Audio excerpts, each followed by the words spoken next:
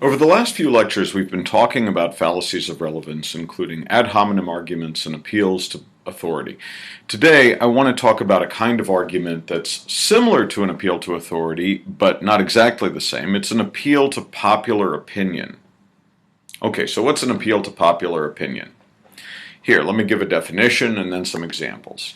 An appeal to popular opinion is an argument that begins with premises about the popularity of a particular claim and ends with a conclusion endorsing that claim. Roughly, an appeal to popular opinion is an argument of the form, well, everyone believes it, so it must be true. Now, some arguments of that form are actually good arguments. Let me give you some examples. So here's an argument. Premise. Many people think, at least in my experience as a teacher, I found many people think that the verb to emulate is a synonym of the verb to imitate.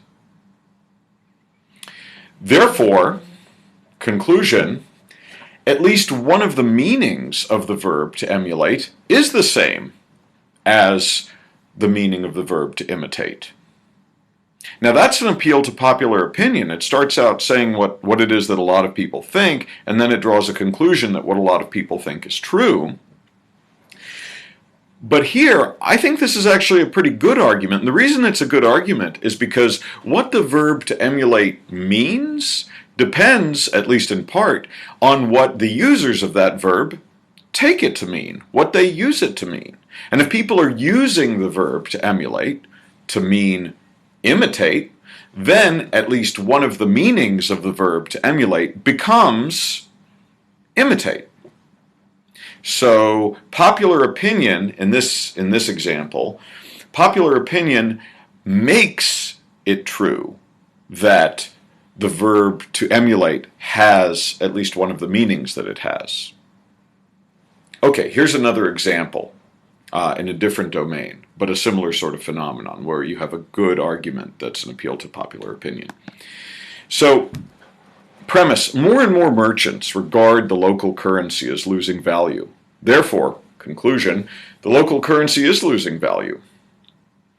Once again, this is a pretty good argument, and it's a good argument because if more and more merchants regard the local currency as losing value, then they're not going to be as willing to trade their goods and services for the local currency.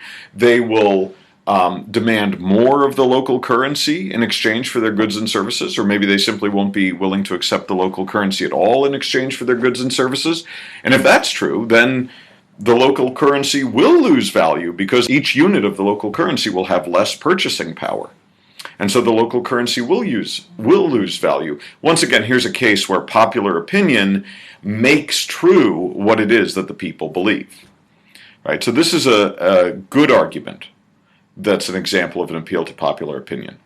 Not all appeals to popular opinion, though, are good arguments. Some of them are bad arguments. Some of them are fallacies. And let's take a look at some of those right now.